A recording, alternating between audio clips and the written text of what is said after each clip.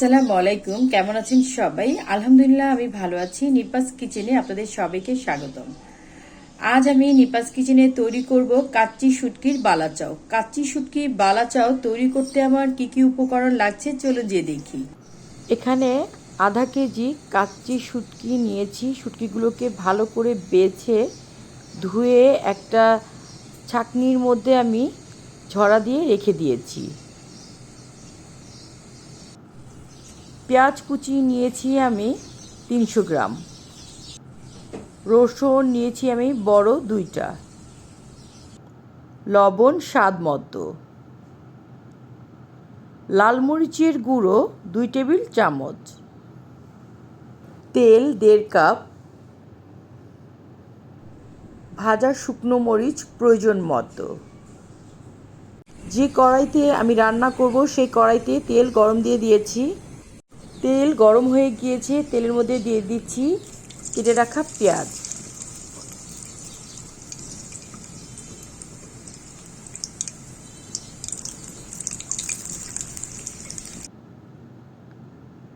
পেঁয়াজটা দিয়ে আমি ভালো করে নেড়ে দিচ্ছি। পেঁয়াজটা কিন্তু আমি ব্রেস্তা করব।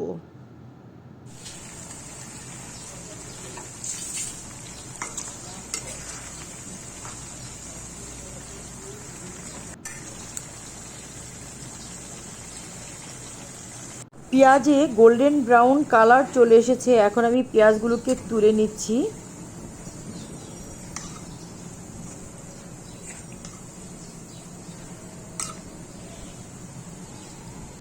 পেঁয়াজ তুলে পেঁয়াজগুলোকে এক সাইডে রেখে দিয়েছি। ঠিক একই কড়াইতে রসুন কুচি দিয়ে দিয়েছি। রসুন কুচিগুলোকে আমি ভেজে নিব। রসুন কুচি হতে কিন্তু বেশি সময় লাগে না।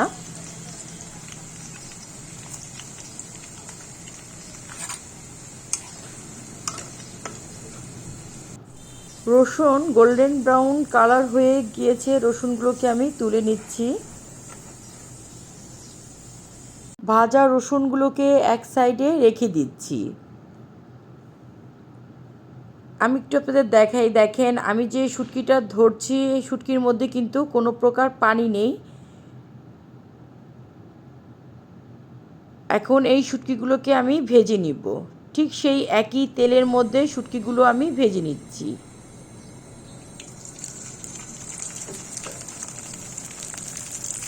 চুলার আঁচটা আমি সবসময় কিন্তু মিডিয়াম হিটে রেখেছি।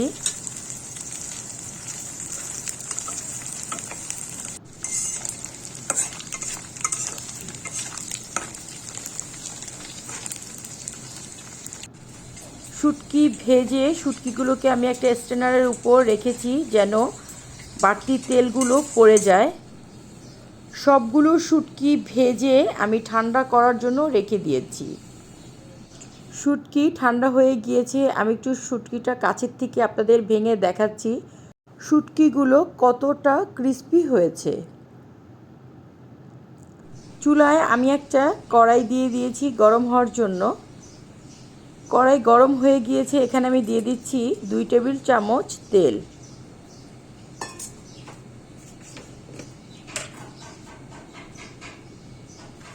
তেলটা গরম হওয়ার জন্য অপেক্ষা করলাম। তেল গরম হয়ে গিয়েছে। এই তেলের মধ্যে দিয়ে দিচ্ছি লাল মরিচের গুঁড়ো, দিয়ে দিব স্বাদ মতো লবণ।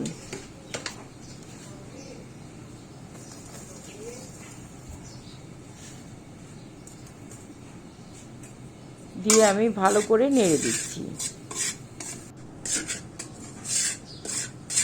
চুলার আঁচটা কিন্তু আমি বন্ধ করে দিয়েছি।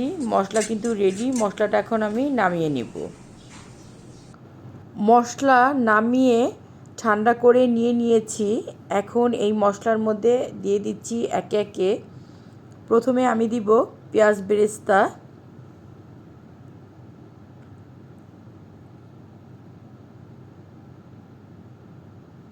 দিয়ে দিলাম ভাজা রসুন,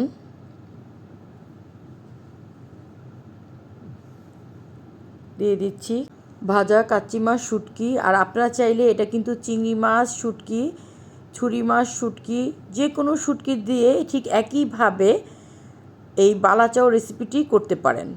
দিয়ে আমি ভালো করে সবগুলো উপকরণ মিশিয়ে নিচ্ছি।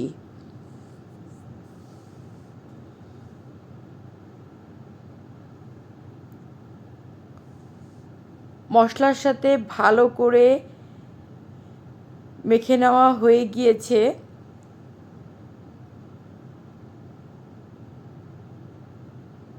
এখন দিয়ে দিব গুঁড়ো করা শুকনো মরিচ। শুকনো মরিচটাকে আমি হাতে ভেঙে নিয়েছি। ঝালের পরিমাণটা আপনাদের স্বাদ অনুযায়ী, এখানে আমি ঝালের পরিমাণটা একটু বাড়িয়ে দিয়েছি। দিয়ে আমি আবারও নেড়ে দিচ্ছি। মশলার সাথে ভালো করে মেশানো হয়ে গিয়েছে। এই বালাচাও শুটকিটা কাচের বয়মে রেখে আপনারা 2 থেকে 3 মাস খেতে পারবেন। তৈরি হয়ে গেল সুস্বাদু ঘরোয়া উপায়ে মজাদার কাচ্চি শুটকির বালাচাও। আমার রেসিপিটি যদি আপনাদের ভালো লেগে থাকে তাহলে অবশ্যই বেশি বেশি করে ফ্যামিলি ফ্রেন্ডদের সাথে শেয়ার করবেন। যারা এখন পর্যন্ত আমার চ্যানেলটি সাবস্ক্রাইব করেননি তারা অবশ্যই সাবস্ক্রাইব করবেন। ধন্যবাদ।